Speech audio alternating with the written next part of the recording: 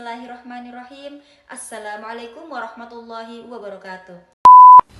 Akhir-akhir ini masyarakat Indonesia dihadapkan oleh berbagai kasus penyimpangan seksual yang terjadi di ruang publik maupun di ruang privat dan menjadi viral di media sosial.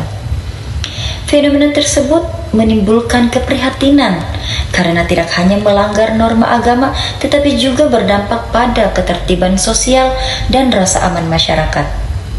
Dalam Islam, hal tersebut merupakan persoalan yang sangat penting. Melalui hadis Nabi Muhammad SAW yang menekankan pada adab, akhlak, dan penjagaan moral. Sebenarnya apa itu penyimpangan seksual? Penyimpangan seksual adalah perilaku seksual yang melanggar norma agama, moral, serta sosial yang berlaku, apalagi jika dilakukan di luar ikatan pernikahan yang sah dan bahkan di ruang publik. Dalam pandangan Islam, penyimpangan ini mencakup segala bentuk perbuatan yang mendekati zina, melanggar adab, dan merusak kehormatan diri serta orang lain. Kemudian muncul pertanyaan, mengapa penyimpangan seksual sering terjadi? Fenomena ini tidak terjadi secara tiba-tiba, tetapi dari berbagai faktor yang saling berkaitan, baik dari sisi individu maupun sisi lingkungan sosialnya. Beberapa faktor yang memicu penyebab terjadinya penyimpangan seksual antara lain lemahnya pemahaman agama dan akhlak, hilangnya rasa malu, pengaruh media dan pergaulan bebas, kemudian kurangnya kontrol diri dan pengawasan sosial, serta menormalisasikan hal penyimpang tersebut. Dalam pandangan hadis dan sosial, penyimpangan seksual bukan sekedar masalah pribadi, tetapi merupakan persoalan bersama yang perlu disikapi dengan pembinaan moral, edukasi, dan penguatan nilai akhlak dalam kehidupan sehari-hari. Dalam Islam, persoalan akhlak dan perilaku sudah menjadi perhatian serius sejak zaman Rasulullah SAW. Salah satu hadis berikut ini menjadi dasar penting bagaimana Islam memandang perilaku menyimpang yang dilakukan secara terbuka. Seperti sabda Rasulullah SAW yang berbunyi, An Abi Hurairah radhiyallahu anhu qala Rasulullah sallallahu alaihi wasallam, kullu ummati mu'afa illal mujahirin. Yang artinya dari Abi Hurairah Rasulullah sallallahu alaihi wasallam bersabda, seluruh umatku dapat pengampunan terkecuali orang yang melakukan perbuatan dosa secara terang-terangan.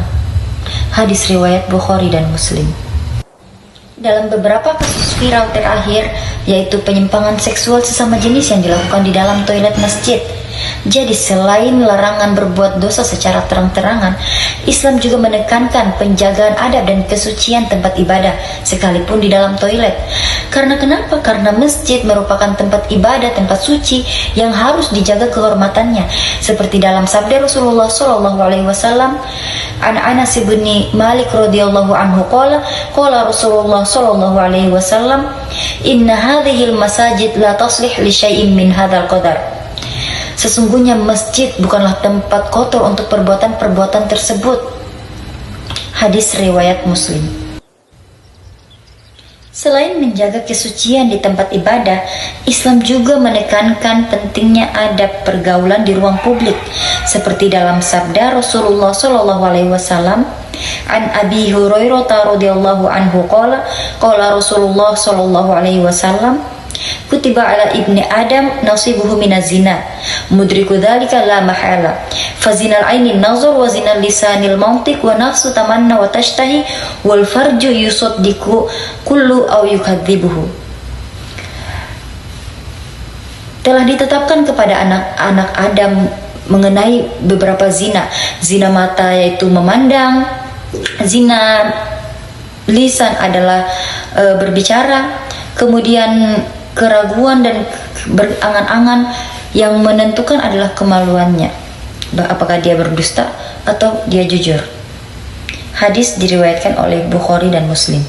Dari hadis tersebut menjelaskan bahwasanya perbuatan asusila tidak selalu dimulai dari tindakan besar, akan tetapi dari tindakan-tindakan kecil yang melanggar adab, seperti pandangan dan perilaku di ruang publik. Dan dalam Islam, salah satu benteng utama yang menjaga akhlak seseorang adalah rasa malu.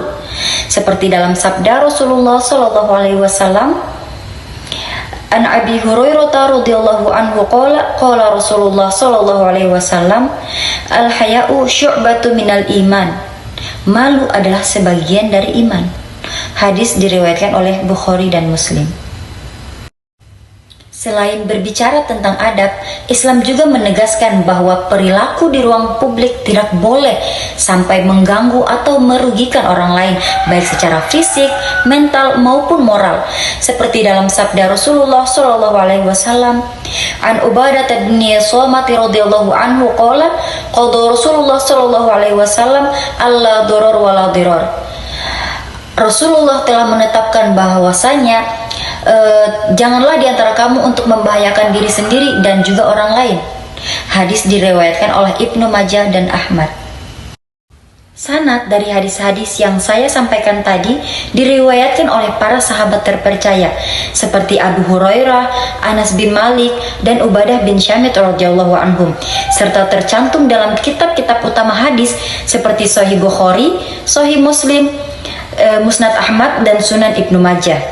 Hadis-hadis tersebut berstatus sahih dan hasan, sehingga sah dan kuat jika dijadikan sebagai dasar ajaran akhlak serta adab sosial.